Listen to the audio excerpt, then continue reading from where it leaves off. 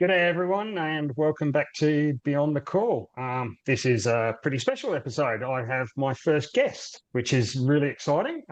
She's a guinea pig, so she's going to need some patience. So I'd like to introduce everyone to Lara Stevenson. Lara is 34 years old, currently living in Sydney, married with a son, and is a paramedic with the New South Wales Ambulance Service. Lara, tell us about yourself. Where did you grow up? I grew up in Melbourne, actually. So, as some people in Sydney refer to us as Mexicans, um, I had a wonderful childhood because I know we're talking about PTSD and everything. Only child, very, very, very fortunate. My parents supported me fully. And I think it was a bit of a shock to my mum when I turned around and I said, I want to be a paramedic. Because at that point, I was actually terrified of needles, as in like punching doctors or sitting in the corner crying. I remember the first prac class that we had, and they were like, you have to put this needle into this little block. And I was like, no, I can't do it. I can't do it. And I, had the shakes going on and everything. And one of my classmates just said to me, if you don't do this, your patient will die. And I was like, well, they're not dying on my watch. And that was it. The needle phobia was gone. Excellent, So that was, that excellent. was, yeah, that was easy to get rid of.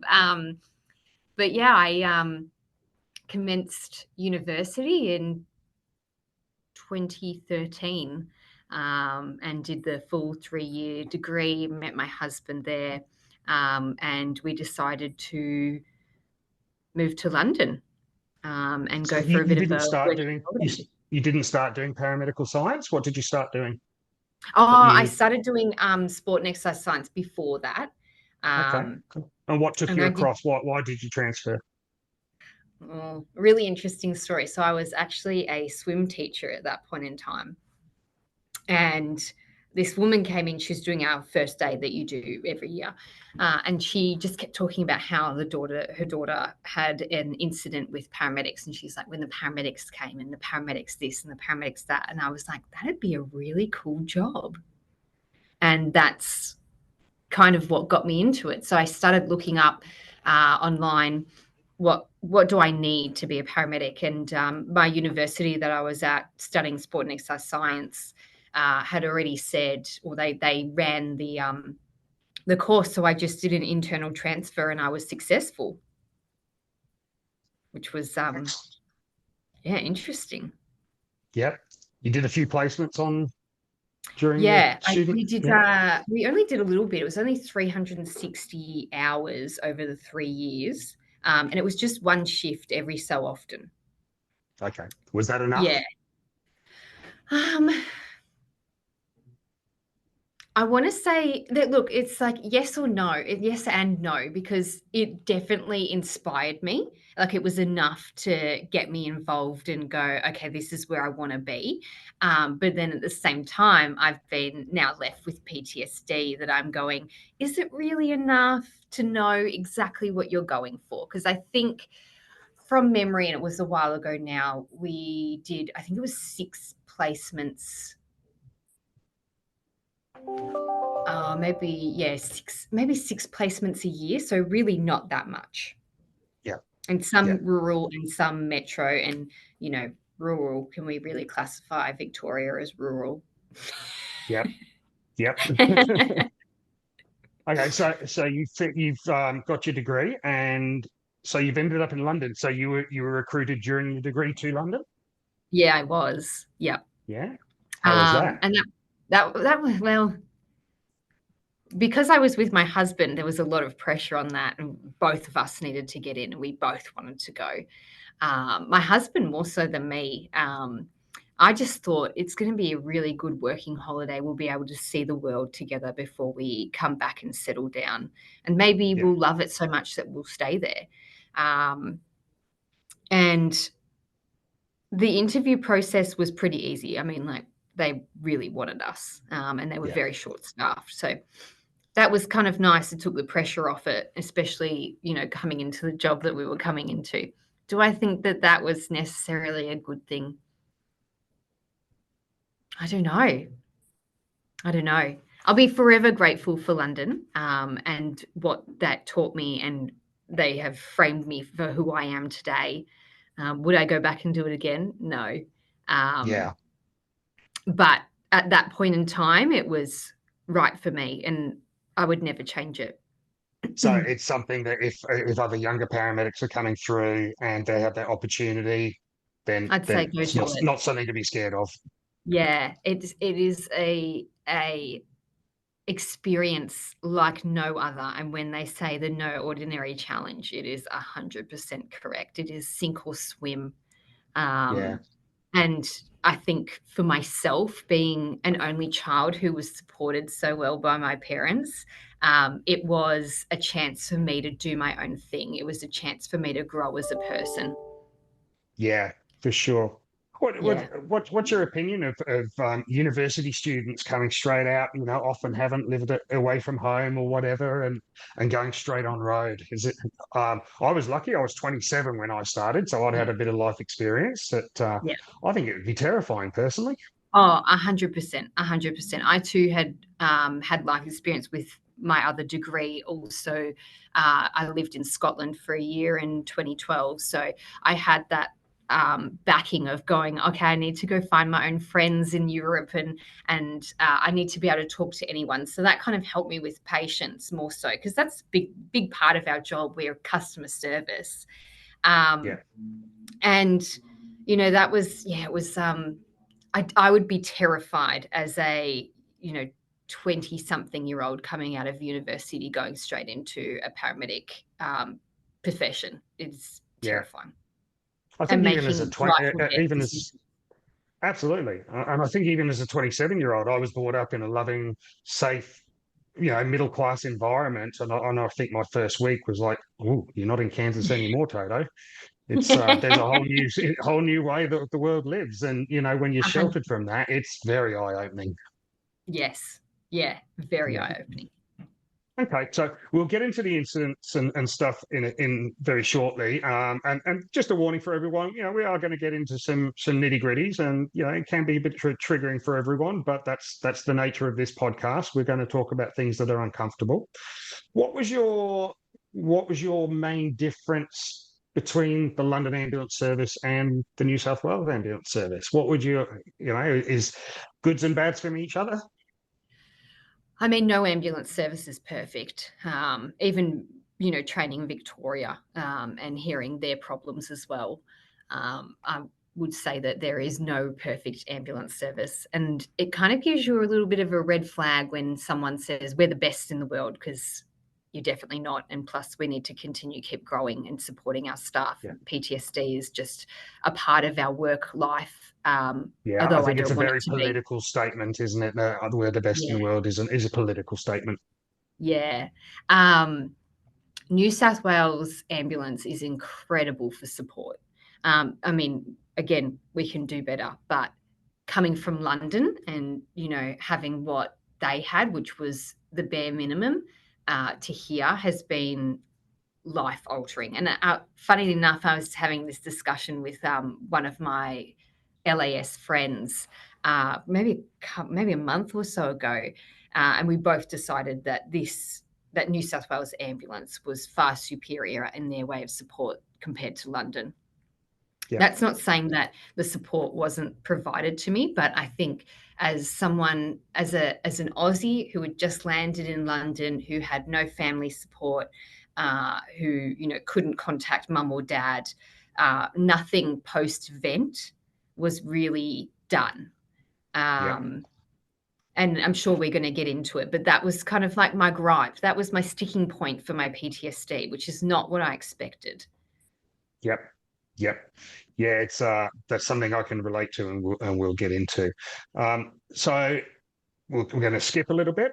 What took you back to New South Wales? Uh, a lot of things, age.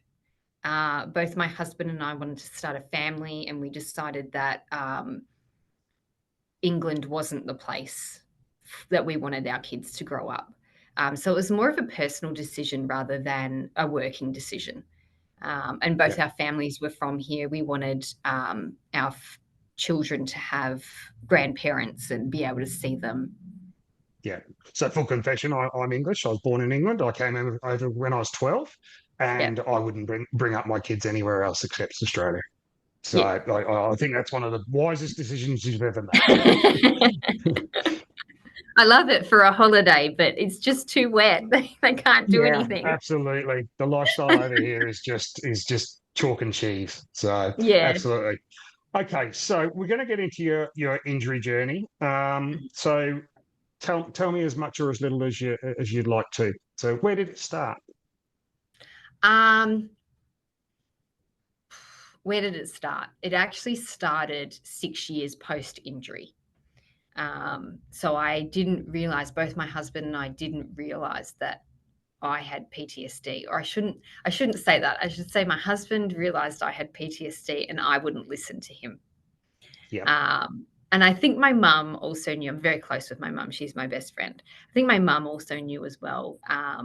But from that age and that kind of boomers, they're just like, get on with it. It'll be okay. And so that was kind of her. Uh, that was kind of her outlook, was just, okay, keep going one day at a time. I did stop eating, I did stop sleeping, and that became her, like, we'll fix that and you'll be okay. the Um, symptoms and the problem will go away. yes. And I Yeah, think because mine related directly to work, it didn't really affect my personal life until my son was born. And that's when it came out very hard and fast that I was expecting my son to die at some point. yeah, That every time I went into him, it would be like, he's dead. I've got the BVM. I know to call the ambulance. And then when I would pick him up and I'd be like, oh, he's alive, I don't know what to do now. And I would give him to my husband. yeah, Um, and it wasn't until I engaged the psychologist for postnatal depression and postnatal anxiety that I really realized that I had PTSD that had spanned 6 years, and was now affecting my everyday life. yeah. Are you willing to get into what the trigger was? Yeah, of course. Yeah, yeah, yeah. I will preface it with my PTSD relating to this job is gone. I was Yeah, able to as my psychologist says, and I really like the way she says this, is your brain is like a filing cabinet, and the filing cabinet wouldn't close on this job. It just was jammed open until I processed it. And then as soon as I processed it, I was able to close that part of my filing cabinet. I yeah, still do have PTSD relating to other incidences personally outside of work, that I'm not ready to file away, and I'm okay with that. yeah, I'm sure one day it'll come, but right now is not the time. So the incident was, I commenced London and did the induction course and ended up on road. We were 3 up. Um, and we were dispatched to a not breathing, no circulation, cardiac arrest, who was 18 days old. Um, I remember as soon as the job came in and I was in the back and the 2 paramedics were in the front, and we were all screaming at the MDT, just breathe, breathe. Like, we didn't want to go to this. yeah, And the status never changed on that. So when we arrived at the house was on the left-hand side. And it's something that comes into play a little bit later, but it was on the left-hand side. And I remember getting out and getting all the equipment and running. yep, And we ran up a set of stairs, and I remember all these shoes being everywhere. The police had just got on scene as well, because obviously of the age. There was another crew already in the scene, and my mentor, she turned around to me and she said, I don't really want you to see this. Why don't you go deal with the family? which in hindsight was a terrible decision and not something that I hold against her ever. Yeah. She did Yeah. what She she was thought trying was to right in protect you. Yeah. that. Yeah. Yeah. Little did I know, or little was I aware at that point in time as a 25-year-old, that these parents were going through the worst day of their lives. Yeah. And I walked in and said, "Are you okay?" And the mum's answer was, "No, I'm not okay." Yep. And I just stood there and I was like, "Why did I ask that?" Yeah. And I had immediate guilt and I was like, "Oh my God." And I just kept saying, "Tell me what happened." And they said, the baby was feeding and it just stopped feeding. And I went next door and I didn't go into the room because I'd taken what my mentor had said. "Don't look, I don't want you to see this." But I do have this vivid image and I still have it, of peering between the door and the door hinge and seeing Yes. them doing CPR. Yep. And I was like, "Has anyone checked the airway? The baby had milk. Has anyone checked the airway?" And so they checked it and it was full of milk. And no one brought suction up. So I remember going back down to the ambulance, bringing up the suction unit, and then straight back in with the parents. And the parents were really odd at this point. Not odd, I shouldn't say odd. They were like toing and froing. Like one was really settled and the other one was really hyper. And then they would like change, which Yep. is not, it's something that I've seen in myself and my husband since we've had kids. But I found it was something that was really interesting to me. Yep. We decided that, or I should say the others decided that it was time to go as soon as they'd cleared that airway. So I think we were on scene for less than 5 minutes. And we were 5 minutes from hospital. So Yep. they'd cleared the airway, done some airway management. And then when we got to the ambulance, they put the pads on. Obviously, it was an airway issue, not a congenital issue. And I remember getting in the front seat and I was so hyper vigilant. It was Were like you driving 3 or were a.m. you passenger? No, I was passenger. Yeah. Yeah. So I remember being like on the edge of my seat with my seatbelt on. I was like yelling at the driver, like, "Clear left, let's go, let's go." Like I just remember, and I remember uh, the driver being like, "Are you okay?" And I was like, "Yeah, I just really want to get there. I just really want to get there." And she was like, "Okay." Like they were lovely. They just Yeah. didn't know. Were they very experienced? One of them was, yes, but it was Yeah. their first. Both of them, it was their first pediatric arrest as well Okay. as mine. But I think Was it your first cardiac arrest or just your yes, first pediatric arrest? no, first cardiac arrest. Yeah, Yep. never Sure. seen a dead body before. It was very confronting. Yep. And that was from the little that my mentors had let me see, or like I Yep. had been like, I remember thinking to myself, I should witness this or I should look because I'm going to see it again. Absolutely. Yep. Yeah, it was this Yeah. real, oh, my mind was scrambled. And then It's a curiosity. It's a yeah. You don't know whether to protect yourself, but like you said, do you want the first time you see that type of thing to be on your own? It's yes, a really inner conflict. yeah, yeah. Um, so we arrived at hospital, went and handed over. Um, the hospital wasn't great. And they couldn't get access because obviously he's 18 days old, and very, very tiny. And they did an IO, but they did the IO, and I still am perplexed by this, but they did the IO without the needle. So the doctor, who was obviously panicking as well, had taken the IO needle out and attached the drill to the Oh. catheter. I don't know how she got it through the bone. I mean, they are pretty spongy at that age, but Mm. we had an intensive care, or what they called actually, I can't even remember what they're called, an APP, which is, intensive care paramedic, come Yeah. to the hospital, and he ended up drilling it.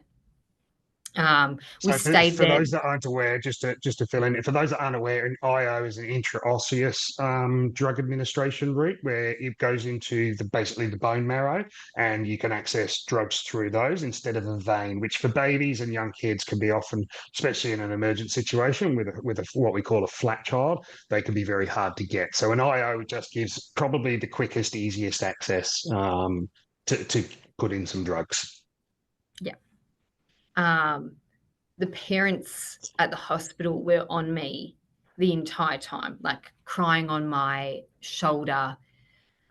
We got ROSC at that point, and we were all kind of like, the mother just kept saying, I just don't understand, like, why me? Why us? What's going on? Can you explain to me what's happening? We were there for, God, I want to say maybe an hour in resus, just sitting there with her, and then trying to get them support. And then obviously, because it was a death, then we had to do all the referrals, like because there was another child in their care, and the police were obviously, they came with us. I remember leaving the hospital and just crying. And I sat in the back of the ambulance for 3 hours and I just cried. I just cried and cried and cried and cried. And they kept saying, why are you crying? And I'm like, I just never wanted to see that. I never wanted to see that. And yeah, it was Were just, you left alone? Well, you were no, allowed those 3 hours, or you just said you no, they couldn't were with, respond? yeah, they were left alone. They took us offline and we just stayed in the ambulance because obviously in the UK they're huge. So we Yeah, just stayed in the ambulance and we actually debriefed the job. And thank you. This was actually a sticking point for me as well, because this intensive care paramedic, he didn't reach the job in time, and then has met us at the hospital, and then he came into the back of the ambulance, and I'll never forget this. Instead of being like, well done, guys, that was a really shitty job, he was like, why didn't you put an IO in? You should have put an IO in before you left. And then even now I still think about it and I'm like, but the IO is just a nicety in that job. Like, that was an airway issue. That was a yes, hypoxic issue. And that's what yeah, we did. And I have these two brains that I call an illogical brain and a logical brain. And my logical brain can tell me that till I'm blue in the face. Like, I know that. But the illogical brain has so much power and tells yeah, you, like, oh, God, I should have done that. I've cost this kid's life because I didn't put in an IO, even though, like we know, yeah, it wouldn't have changed anything. yeah. Um, So that will be forever something that I take away when I do a debrief. Even as a clinical training officer now, I will never go in with blame. I was not there. What they did, unless there was a clinical decision making that was wrong, they did the right thing by that patient 100% over and over again. It was just it made me so angry that he had come in and assumed, and maybe that's a part of his own, probably PTSD, being in intensive care, probably seeing it before. Yeah. um you know, you can see it a mile off with hindsight. It's a beautiful thing. And maybe that's something that he has to deal with, but he had put that onto us, and my mentors, they were able to reason, but my brain was so scrambled at that point that I believed what he was saying. And you're still um very raw. You've got very little resilience when you're a few weeks in. yeah, Um, yeah, yeah, that's a lot to put on someone. yeah. Yeah, I couldn't contact my parents because they were working in Australia. It was night shift.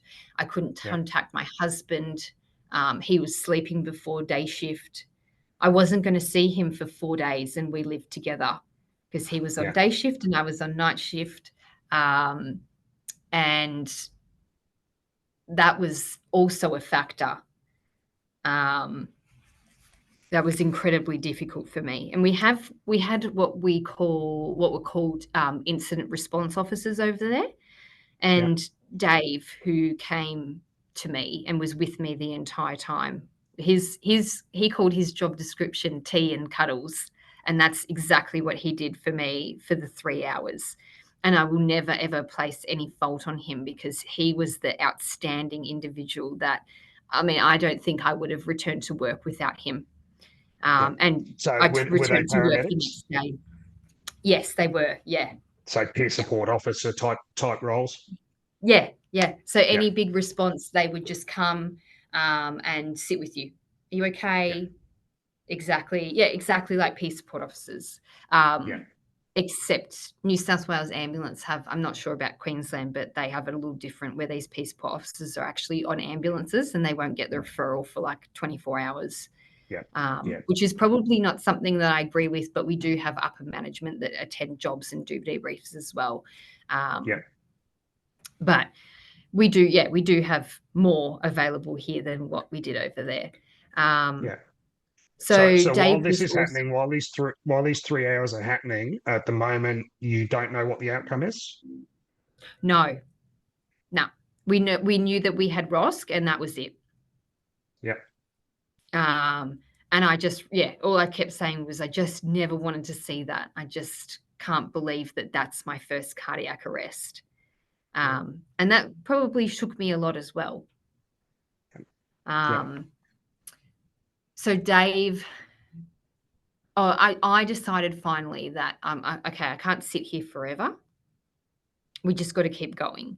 And so they're like, "Are you sure you're ready to go?" And I said, "Yep, I'm not going to sit on this. Let's just go do another job." And I'm going to remind myself that that's not every job.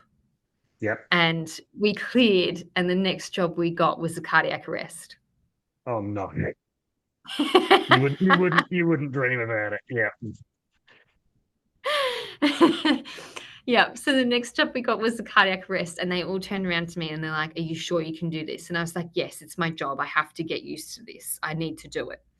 Thankfully, we got there and there was a DNAR in place, so a do not resuscitate. And the family were great. And I literally walked in and found that it was do not resuscitate. And I walked back out and I sat in the ambulance. Yeah. And I literally just talked crap with my mentor. Yeah, it's a Uh, totally different scenario. Can be just as sad, absolutely just as sad, and dealing with those left behind is still heartbreaking, but that unexpected versus an expected yes. scene is just a completely different ball game. Yeah. Yeah. And I will say, in the UK, they are far ahead of us with their expected deaths. So, like, we Yeah, walked in and the death certificate, or not the DNAR is there, and they're all waiting for it to happen, and they know that this is end of life, and it's very well prepared over there, yeah. um, which is not the case so much in New South Wales, where there's a lot of We're people getting that, better at it up here. Palliative care yeah, is becoming more of the training, and especially with things like LaRue and things like that, it's definitely something we're getting better at. But I yes, think it's one of those things that really only experience can teach you.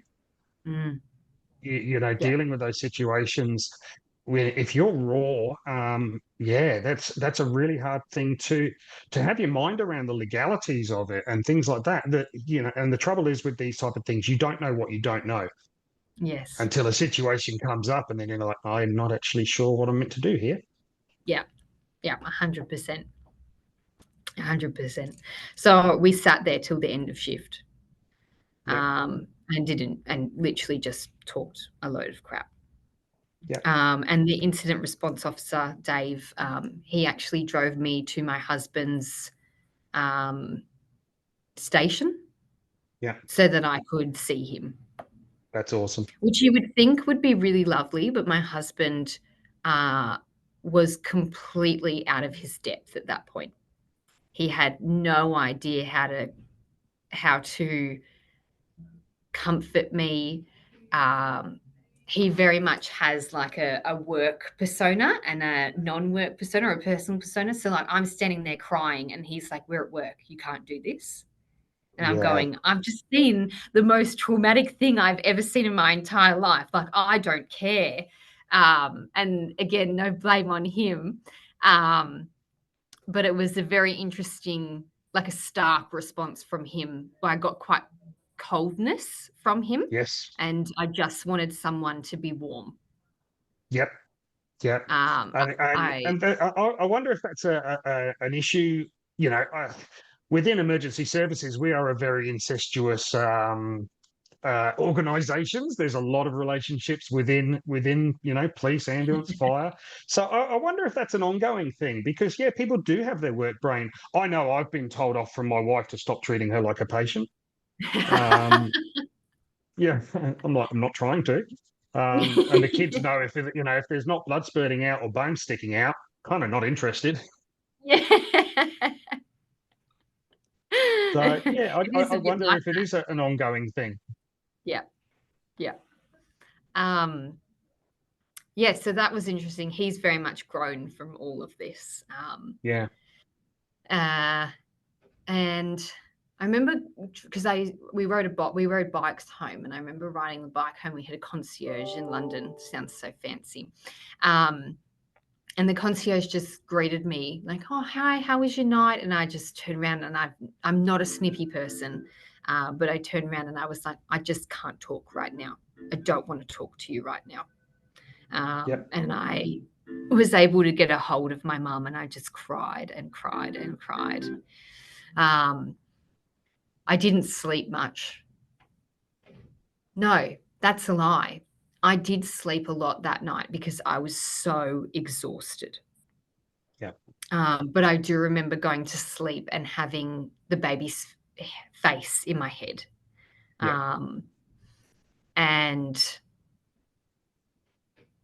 I woke up the next night because we were on night shifts and got ready and went to work. And the first job we went to was a woman who had a UTI. yep. And over there, we couldn't section, we couldn't medically sedate, we couldn't for behavioural issues or medical reasons. And she was like bonkers. Like, they Oh, okay. really So septic dementia. yeah. Yeah, She, the grabbiness and like, I'm not going anywhere. And we were there for 3 hours. I was with the same crew. We were there for 3 hours. And I remember just sitting on the couch and going, I can do this job. I can do this job. What you saw yesterday is not the everyday. This is the everyday. yeah, And I was really like reasoning myself why I was doing this. yeah, Um, and I am actually really thankful for that job because I don't think I would have continued if I had gone to another cardiac arrest. yes, yeah. Yeah. I think a lot of people out there think that cardiac arrest is all we do, Yeah. and it's not. I think the average paramedic does less than two a year. Mm. Um, UTIs, they're our bread and butter, that Yeah. type of thing, and they are. We can consider them boring jobs, but they're also very helpful jobs, and we make a difference. But you need those everyday jobs. People think that we need to go to these, and we're chasing the adrenaline. You can't. There's only so Mm. much you can do. Yep. So, Yep.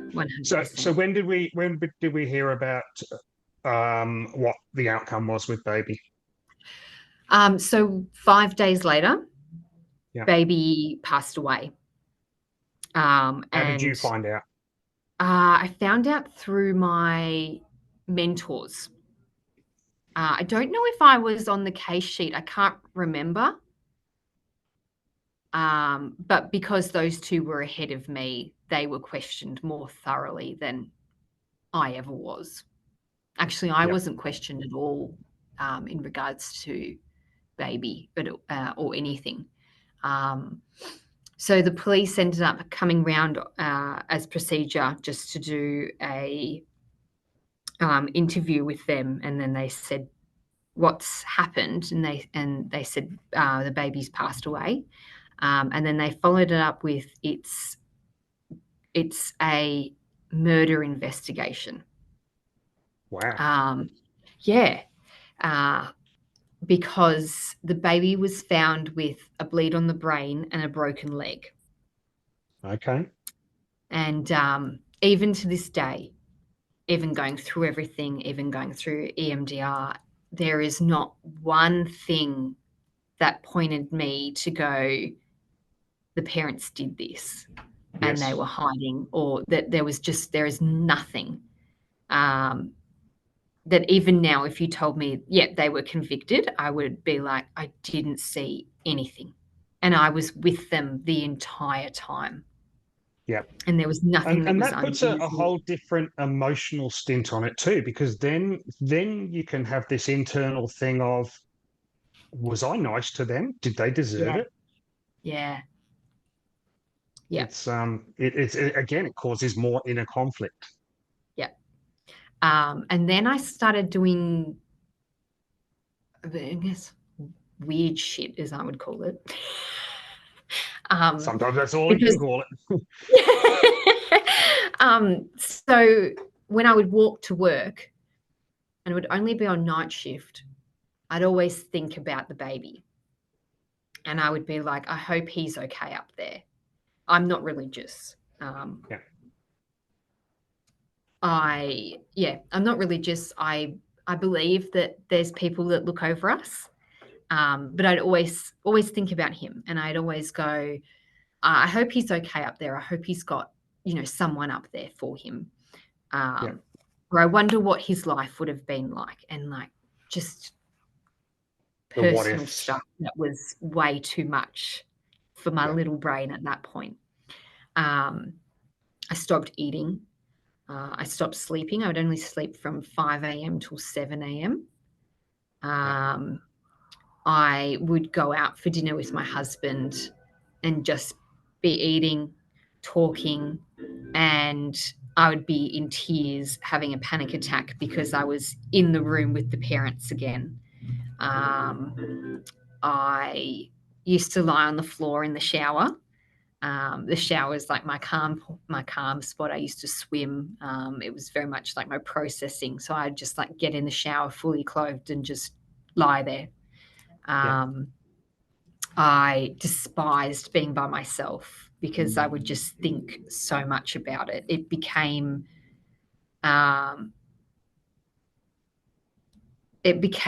so much. And I remember like I would go out for dinner with people who aren't even paramedics, and I'd tell them about it.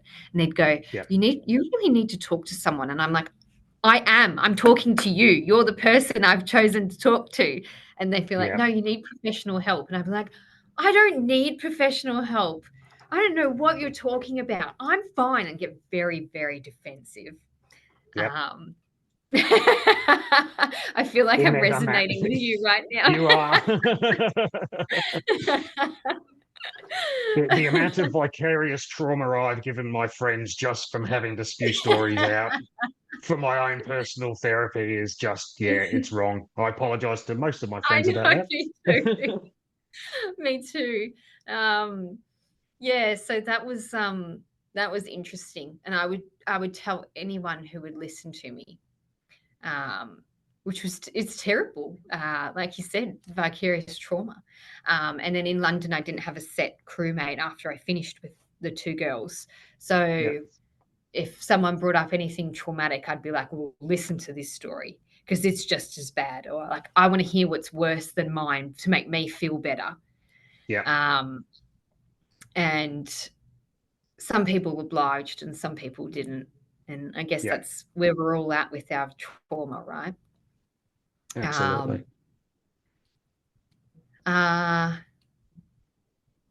So my parents came over in the first year of me in London, and I had lost 5 kilos, and I was already like, what's that? The BMI. I was already underweight Yeah. on that, and so I was very, very, very underweight.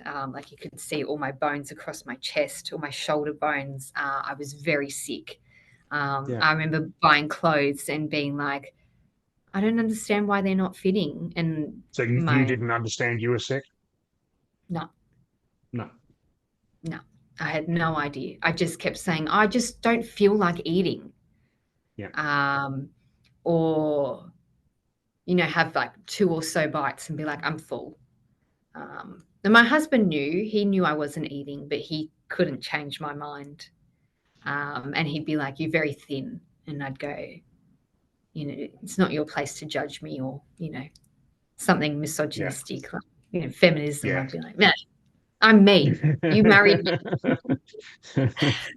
Um, the sleeping was continually bad, but got better. So Did you see a I was, doctor at any stage, or did you get any sort of pharmaceutical?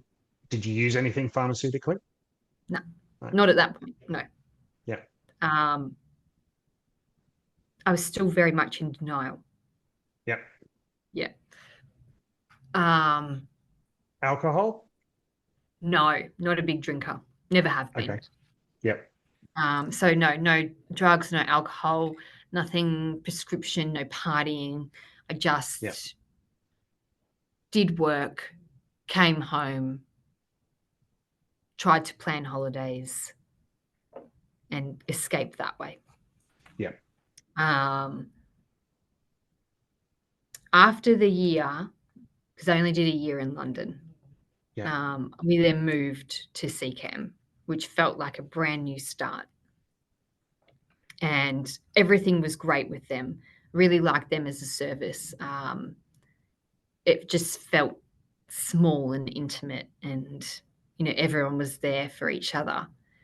Yeah. And I remember I walked into the local hospital, um, and the resus doors were closed. No one said anything to me, but I knew it was a PD. I knew it was a PD arrest. And This internal thing told you. yeah, my spidey senses were going off. And Yeah. I remember just being like to myself, all you have to do is just hand over the patient and then you can get out of here. Yeah. And a couple of people walked past, because we were always really busy and always ramped at hospital there. So a couple of paramedics walked past and they're like, oh, did you hear about the baby? And I'm going, no. And because it was closed channel over there, you couldn't hear anything that was going on, which I loved. You just dealt with what you had in front of you and you weren't listening and constantly, oh, what are they going Yeah. to, or anything Yeah. like that. So yeah, they walked past and they were like, oh, did you hear about the baby? And I'm going, oh God.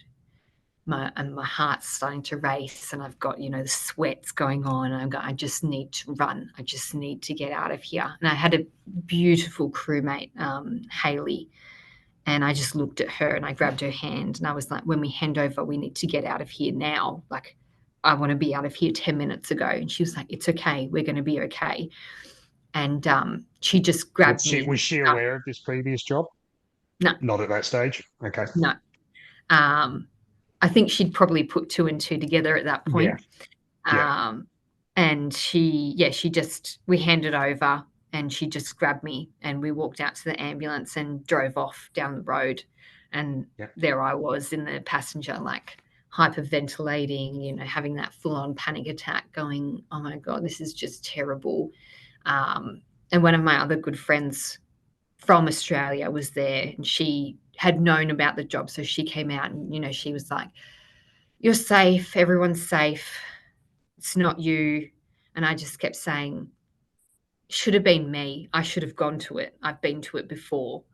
Yeah. And they were like, it's okay to feel like that. It'll be okay. Like, it's going to pass. And I got home and I said it to my husband that it should have been me. I should have gone. And he was like, that's a sign of PTSD. And I'm like, probably, because at this point I'm a little bit more accepting. And it hadn't been in my, face for the entire year. We'd moved and had that space. And I said, yeah, probably. But I guess that's just what we have to deal with. Yeah. And that was the only time that I dealt with a pediatric arrest post baby. Yeah. Until my own son. Yep. And Okay. when I had him, that was when it all kicked off. So how long after all how long after the original baby? How long after that did you have your son? 6 years. Okay. Yeah. Were you functional before you had your Oh son? no, it Were would have you? been, sorry, it would have been 5 years, 4 or 5 years. Yeah, I Okay. was functional Yeah. from day-to-day life. Yeah. Just before I actually had my son, one of my friends had gone to a pediatric arrest and she was also pregnant. Oh wow. Yeah, so for her, she called me. Most Yeah. of my friends who went to one after, they would call me and they would be like, it's kind of this unspoken rule of like, you've been to this, you've seen this, you know what I'm feeling at the moment. Yeah. Well, again, my It's a husband's blessing never and been. a curse, isn't it? Yeah, my husband's never been to one. And if you call him, he'd just be like, okay, yeah, that sucks. But yeah, for me, it was a bit more, I could provide more support. And, I knew what they wanted to hear. Yeah. And so I remember her call. So we're both very heavily pregnant. I reckon we were probably like 30-ish weeks. And she just called me. She didn't say anything. She just called me and she was crying. And I was like, I just said to her, oh no. And she said, yep. And I said, you don't need to say anything. I'm just gonna listen. We can just cry together. Yeah. And that's what we did. And then, kind of went on to, we didn't actually discuss the job. I still don't know what happened on the job. But we just went like, oh, what are you doing this weekend? Do you want to catch up? Do you want to go for a movie? Do you want to do this? Like, it was just that general chit chat because that's what she wanted and what she needed at that point in time. Yeah. And interestingly, her trauma went a different way because our sons were 3 weeks apart. So for me, mine was very much my son's going to die. And for her, hers was this like toxic positivity. The baby's beautiful, the baby's perfect. If I don't praise this baby, maybe something bad will happen. So it was very, very interesting that we both took different directions there. Yeah. Same injury, different symptoms, and it's the brain is a weird and wonderful thing. Oh, isn't it? It's a curse and a blessing. Yeah. Yeah. Okay. So you've had your baby, Yeah. and you had real issues with thinking he was Yeah. gone all the time. Yeah. So I will preface it with that my birth was horrific. And I can't talk about it because I sued the hospital. But I guess it does play into it as well. So post-birth, came home, I was very sick, needing blood and iron and the rest of it.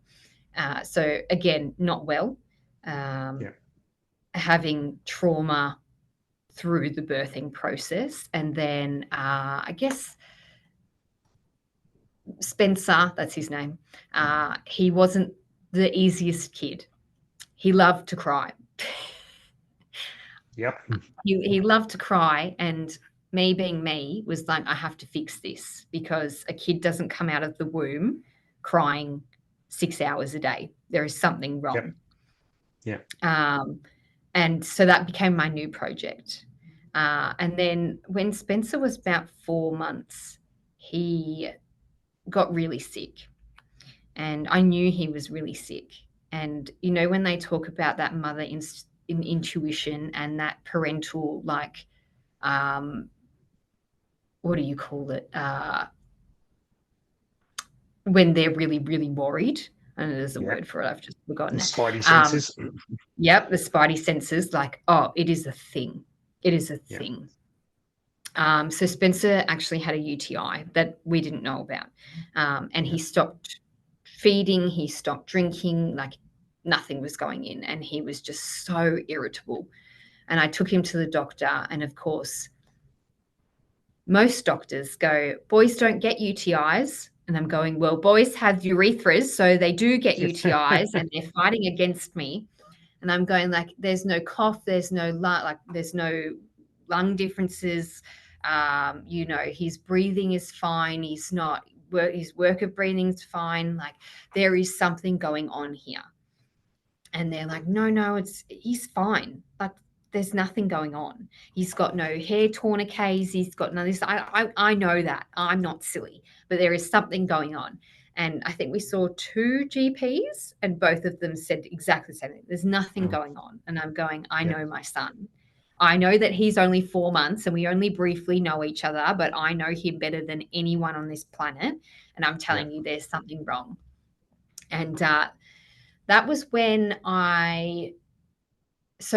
when I was pregnant, my sister-in-law bought me an owlet. I don't know if you've heard of an owlet, but it's essentially an SpO2 monitor that, ties around their foot. So it measures their heart rate and their SpO2 through the night. It's SIDS preventative, right? And I remember being pregnant and going, I'm never using that. I will never use it. It's just an anxiety-driven thing, blah, blah, blah, blah, blah, blah, blah. Well, I put it on. And I put it on for about a week, and I was like, my anxiety had definitely calmed from it. So I was, and knowing that he wasn't well, I was like, I'm just going to leave it on, whatever. It's not harming him. He doesn't care about it. And one night, 3:00 in the morning, the alarm started going off. The alarm doesn't tell you why it's going off. So it can be low heart rate, low SpO2, high heart rate, or, the unthinkable of being dead. Yeah. And so it's woken me up, and it was like, it's not a very calm alarm. It's like, woo, woo, woo, woo, woo, woo. So I've gotten up and I'm like, he's dead. He's so dead. And I've run into the room, and I've picked him up, and he was not dead, which I'm very thankful for, but he was not dead. And I was going, I just don't know what to do now, because I expected a dead baby, and I'm reliving baby Zane going, oh my God, like, what am I meant to do now? Because he is alive. And my husband at that point had woken up and like trawled in with his eye, rubbing his eyes. And I was like, you need to take him, because I don't know what to do. He's alive. And I remember my husband going, why are you saying that? That's so stupid.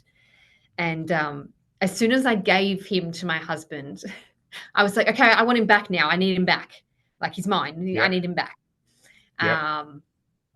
And I'd kind of like come to very quickly, where I was like, okay, he's alive now. I need to do something. Like, I'd processed. It was very, very odd interaction. And I remember holding him and being like, he's really hot. Go get me something. He's really hot. We need to take his temperature. And long and behold, his temperature was 41. His heart rate had set off the alarm at 231 beats per minute. And thankfully his SpO2 was okay. And I had been saying to my husband, he's really sick. And my husband's like, well, we've been to the doctor twice. Like, what more do you want to do? And, him being a paramedic, like, we don't waste hospital time, and we'll just wait. So I remember like sitting there and looking at him, and I was furious. And I was like, can we take him to the hospital now? And what more does it take? I was really mad at this point. We took him to hospital, and he had a UTI that had gone to pyelonephritis and sepsis, and he was treated perfectly in there. It was after that event that I was talking to my husband and my mum, and they were both like, that's not normal. And I was like, well, it's my normal. It's my normal. And they were like, no, it's really not normal. I'm going, okay. And then I started with the not eating properly and not sleeping properly, plus newborn, or, at that stage, like 4 or 5 months. And I'm going, I'm not going to be able to survive much longer. So I originally enlisted help from a postnatal psychologist, so specializing in P&D and PNA and PTSD resulting from birth. And so that's what I thought my biggest problem was the birth trauma. And then when I started her telling all these stories, she's like, that's really not normal. What else have you seen? And I was like, oh, I've actually seen this dead baby That happened like 6 years ago, and she was like, that's it. We're going to do, yeah, we're going to investigate that before we even touch your birth. And I was like, I'm ready for that. And that, I think that's the biggest thing, looking back, is that I was ready to put baby to bed. Baby was ready to get filed. I did not want to deal with that anymore. I had done all this processing of it. I couldn't process it anymore, but I couldn't file that cabinet. I couldn't close it. And so we did the EMDR session, and it was really interesting because I was very much like, no, this is a load of shit. EMDR is so for people that don't know, EMDR is eye movement distraction reprogramming, I think. Yeah. EMDR, yep. I've had it myself as well, and it is a bizarre experience. Yeah. So I'll let you, yeah, there's multiple different ways of doing it. And yeah, so explain how yours was done. Okay, so mine was during COVID, so it was done, how we're talking at the moment, which again was very interesting. And now I can't picture, I haven't done it in person. I can't picture doing it in person. But essentially, she stood in front of, or sat in front of the screen, and she held up her two fingers and she would go like this. And then it would get faster, and then it would get slower. And then she'd ask me to pat my chest. And weirdly, she was able to monitor like my breathing. So she knew when I was getting really upset, like, they're crazy, crazy wonderful.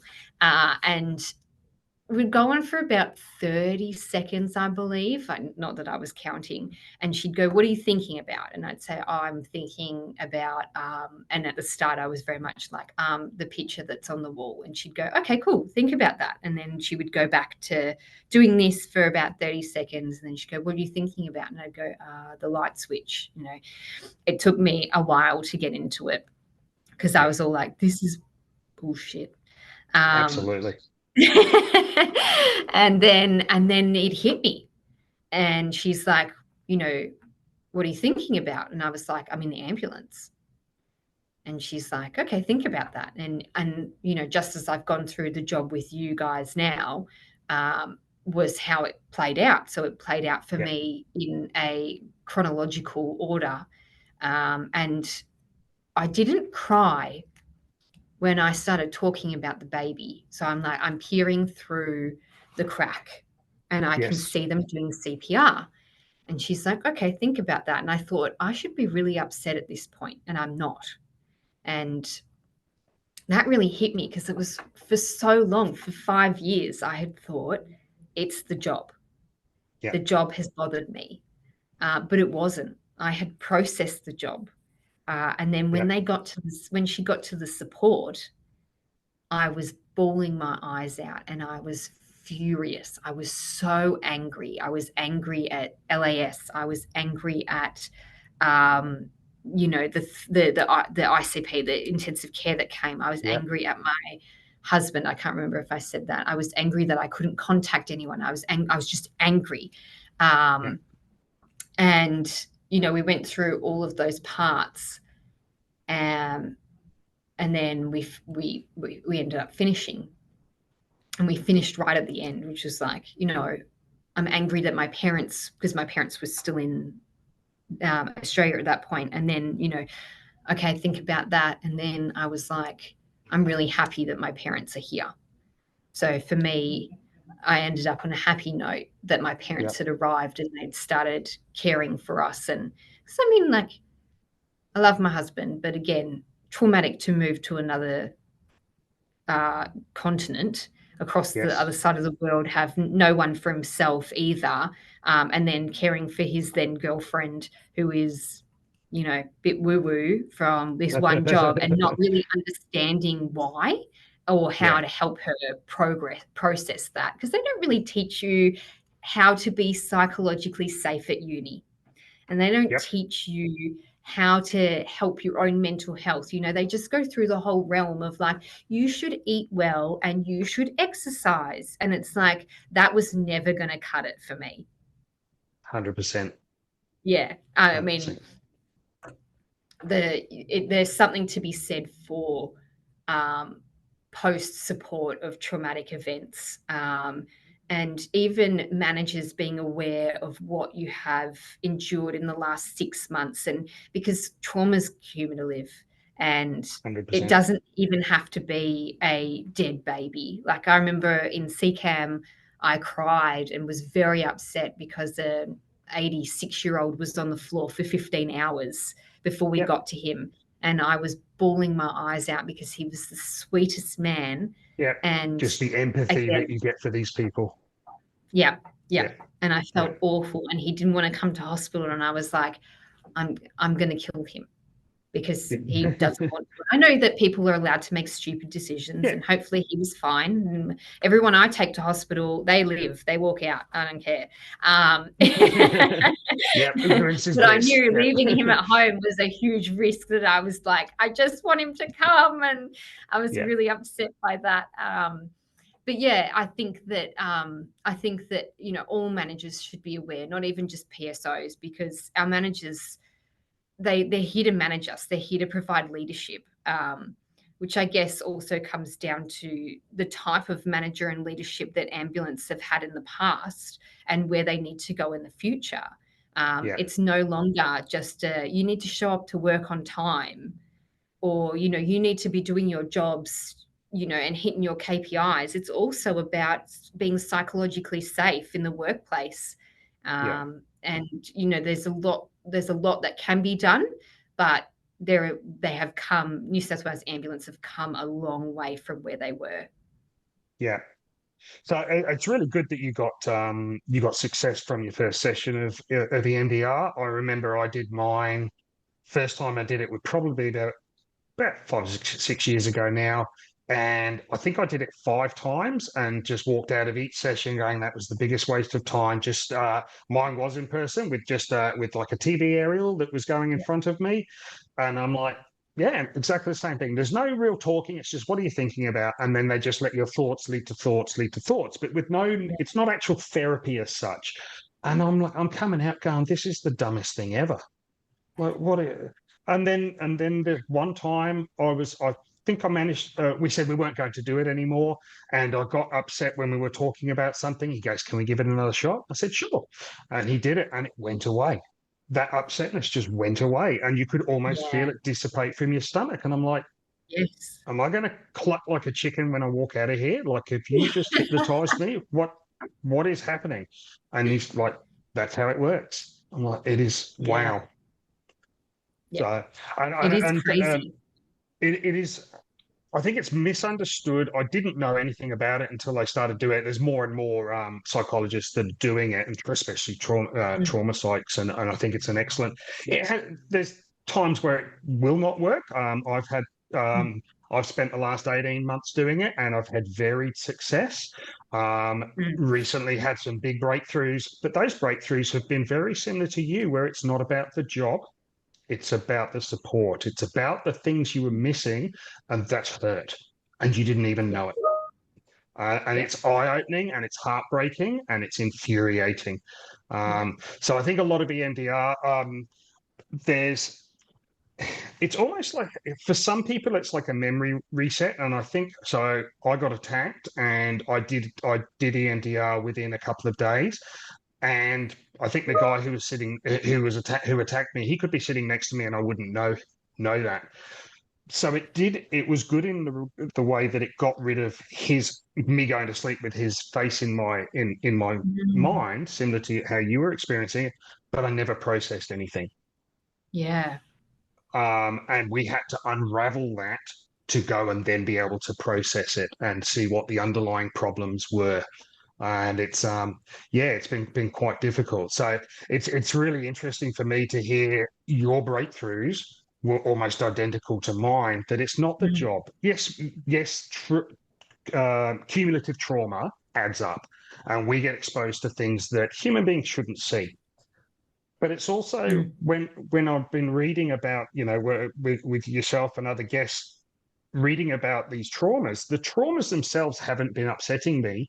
It's the experience and that lack of support and that sort of thing that's the thing that I can empathize with. That's the thing I'm like, that shouldn't happen. Yeah. And as managers, as leaders, yeah, we all the organisations need to do better. Yep. Yep. So I will say at the end of my EMDR, I did end up in bed for, I think it was like 24 hours. I was just in the fetal position. Didn't want to eat, didn't want to drink, like felt sick. And then the next day was like a Saturday, and went to the shops with my husband and baby at that point.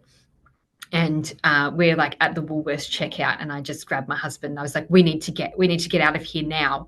And he was like, why? And I was like, I'm in the room with her, I'm in the room, I yeah, need to go. And although I could see that I was in Woolworths, like my brain was somewhere else. yeah, And my husband took me back to the car where I had my panic attack in peace. And yeah, I woke up, when was it, like probably the Monday, and that was it.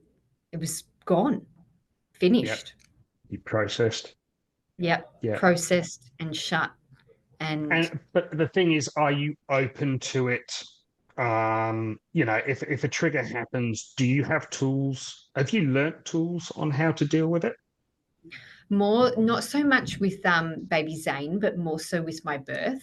So if I Yeah, have, and I haven't had a panic attack, and I'm on medication now, which has made me feel so much better, because I was very, very low. Uh, things like 5 things you can see, four yeah. things you can hear, 3 things you can feel, like that really brings me out. What else is there? I think I said those to that tool to for 15 years throughout my career, and it was always a very good coaching tool. But I never Yeah, realised how much it actually works until I went through anxiety myself. yeah, 100%, 100%. I can hands down say I've never used it. Knew about it, never used it, thought it was a load of shit. And then when I used it and went back on road, I openly used it with patients and had really good results.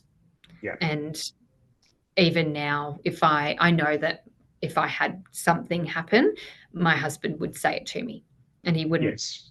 Yeah, he would. He if he used to say it to me, and I'd be like, I'm not doing it, and I'm stuck in this rut. Well, now he'd be like, just shut up and tell me what you can see. Yeah. Yeah. And it's funny, isn't it? Because that's exactly what we do when we go to a patient who's having that full-on anxiety attack. You play good cop, bad cop, where Yeah. sometimes you can be nice and gentle, and sometimes you need to almost slap them in the face and say, "Hey, stop." Yeah. Yeah, exactly. You sound like, and I sound like I'm talking really poorly of my husband, but I'm not, because I am a difficult person, and Yeah. I can be very difficult when it comes to my mental health and my anxiety, my PTSD, and my the rest of it that's all going on. I can be so difficult. Sometimes I'm like, I don't even know why you're still with me. Yeah. But again, like, I've been that bad cop, and I need that bad cop. Otherwise, I Yeah. won't respond. Don't respond to And the and airy and fairy early stuff. on, you don't know what you don't know. So when it's No. going through it, yeah, I didn't. I was in denial until I went to hospital and I did a PTSD course. And I even on the first day, I don't have PTSD. And then we're going through some of the common sort of tick. Ah, crap. I do have PTSD. I really can't That's so deny it anymore. interesting. Yeah, and it was fantastic, and it was I did a 10 week I did a 4 week inpatient course and a 10 week outpatient course, and it was just getting an understanding of the physiological things that have happened, and then the tools that you can use. And it's something that if it's available to anyone, no matter how long PTSD they've had, I would recommend it to absolutely everyone. It just gives Yeah. you a little bit of insights into your own condition. Yeah. It's Yeah. it's And yeah, that's what it's you really really worth need, doing. isn't it? They don't really, yeah, Absolutely. like I said to you before, they don't talk about it at uni. They don't talk about it in induction. They do, it's like this thing that is very much like taboo. We just don't talk about that, because if we talk about it, you'll get it. Well, no, if we don't talk about it, we're definitely It's going to it's get similar it. to yeah, similar to suicide. Yeah, if no one talks about it, it doesn't exist. I think Yeah. the other issue is that they don't they want you to self-recognize, but when you're in the middle of these downward spirals, self-recognition is you just can't do it. You don't even know it's happening 90% of the time. There's such subtle changes, like you said, with your eating and getting thin and things like that. It's there's a dysmorphia there. You don't know it's happening, and it's Yeah. those around you that see it. And I think that we could do a lot of improvement in teaching our support networks on how to recognise, and I don't think we do that within, certainly not within our organisation. But we don't have families come in and teach them how to recognise if the warning signs. Yeah. 100%. 100%. Uh, um, This has been excellent. So you don't have any formal tools. You use the 5, 4, 3, 2, 1. Yeah. But are you finding it's less and less time in between needing to do that? Yeah. I mean, well, I never had to do it with the baby, Yeah, but since birth, I've had multiple panic attacks and multiple depression episodes, or I wouldn't even call it an episode. It was just one big episode, which pushed me to go to a psychiatrist and get medication, which I didn't yeah, really want. I was very yeah. much like, I can do this I by think myself. yeah. I And think the that is psychiatrist our mentality through and through. Yeah, the psychiatrist said something to me very that made so much sense to me. She said, to get well, you need to have a degree of wellness. You need to have a degree of wellness to be able to process something. And at that point, I was like, well, I'm like, suicide could be tomorrow. Yeah, The only thing that was really keeping me afloat was work. yeah, Um, and getting out of the house. So I said, I've got nothing to lose. yeah, And I've been on next month, I'll be on it for a year. yeah, And I'm feeling so much better. I would actually yeah, like to trial coming off it, and maybe I will. Um, but this PTSD is far more complex than what I had with baby Zane. Like, that was quite yeah, straightforward. yeah. But when Do someone you takes sleep now? away yeah. So with this PTSD, I've used melatonin, Yeah, and that's beautiful. I try not to use that very much, but I do love it. And the other thing I do is to drown out all the noise in my head, from the illogical brain. I have one of those headbands that have the speakers in them, so do I. and I listen. Yeah, I listen to Harry Potter every night. Yeah, I put on How I Met Your Mother. There you go. I just want something dumb that I can not engage with, but it's just noise. Yes, Silence is exactly. horrible. Yeah, yeah. And now there's been a couple of nights recently where I've gone to sleep without something. And now I find it so bizarre waking up and being like, why isn't Dumbledore talking to me? Yeah, yeah. It's some people are like, you shouldn't use those tools. Why the hell not? If it Yes. works, then and it's not hurting anyone. Used to be a Yeah. lot easier because my wife used to wear hearing aids, so she'd take them out at night so I could have the TV on or whatever. But now she got her hearing fixed, so now I have to have the headband on. How dare What advice? she? I know. The first thing she said is, "God, you sleep loud." um, what suggestions would you give to either somebody who's experiencing difficulty and they're often the last ones to understand it, like we've acknowledged, or to somebody whose partner is probably going through it and they're the ones that might pick it up? Like we said, we are a very we're lots of organizations where there are intrapersonal relationships. What if you were the partner of somebody going through your journey, what would be Yeah. your advice to those? So if I was my husband, I would have loved for him to have taken me to the doctor, Yeah, to get that mental health plan, to actually start the process, because doing that yourself is so difficult. It's like admitting this defeat, but having absolutely. someone else do it for you makes you go, oh, okay, maybe this is okay, or maybe like I should listen to them now. That's one thing that I said to him, I wish that you had done for me, and pushed me to organize something. Like I pushed me to go to a psychologist, found me someone. Yeah. And yeah, that's probably my biggest gripe with him, Yeah. was just not. Hard, isn't it? He Because expected, the more you push and against, then the yeah, harder it is for him. So yeah, and they're I can caught between a understand rock and a because hard he did place. mention it. He did mention it multiple times, and I was like, "Go away!" But I Yeah. wish that he had just been like, "No, enough is enough."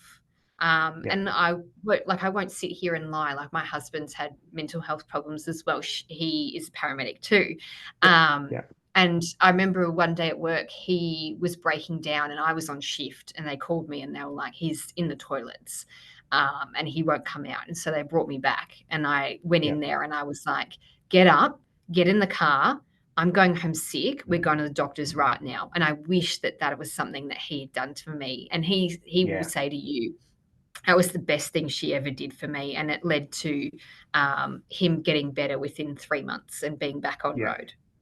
That's awesome. Awesome Yeah. advice. And I 100% agree. It was my wife rang the hospital in tears because I was on such a downhill path. Yeah. And if she didn't, I don't know if I'd be here right now. So yeah, Yeah. you need those people. You need your loved ones. Even now I've got mates when if I'm self-isolating where I just withdraw from people, I'll get a couple of missed calls and then I'll get a message saying, "Hey dickhead, answer your phone." Yeah. Yeah. Because they know I'm just starting to withdraw, and you just stop doing the things you like. So the good, yeah, being a loved one or a good friend, it's keep reaching out and then stop taking no for an answer after a period of time. Yeah. Yeah. 100%. Yeah, Just go real tough with them. Yeah. yeah, And I've done that to awesome. a couple of my friends too. Yeah, yeah, that lived experience, and we're certainly learning as we go. It's all right. So Yes. obviously it's a heavy topic. It's a heavy topic, and it's a very traumatic career that we go into. But I want to finish up, and I want you to tell me your most positive job memory. You're going to say that. Um, Probably delivering a baby or catching a baby Yep, by myself with yep, no one else around. And after the delivery, the grandma was there and she was like, "You were just so cool, calm, and collected. I can tell you, my asshole was puckering." I was like, yep. "If A this duck. baby comes out flat, I am in so much trouble." But thankfully, everything was perfect. So much so, well, no, I shouldn't say so much so. Um, about a month or two later, there was a little plaque delivered to the ambulance station that has, her name, her birthday, how much she weighed, and "Thank you for delivering me, Lara." And I still have it. Oh, that's beautiful. Yeah. That's beautiful. And you are a name that will never ever be forgotten on those parents' mind. Yeah. I just wish they called her Lara. No, I'm kidding. That's awesome. All right. Thank you so much for being my first guest. Oh, I no can't wait worries. to get this on online. And yeah, if anyone's got any feedback questions, you can email me on beyondthecallpeter@gmail.com. Everything's available on Spotify or Podbean. Lara, thank you for sharing your Thank you. story, being open and honest. I'm just, my aim of this podcast is just to share stories, and hopefully it might just help somebody out there go through what we've gone. Yeah. Yeah. Okay, you I think take you're doing care. awesome. Thanks, Peter. Thanks, Lara. Take care. Bye bye. Bye.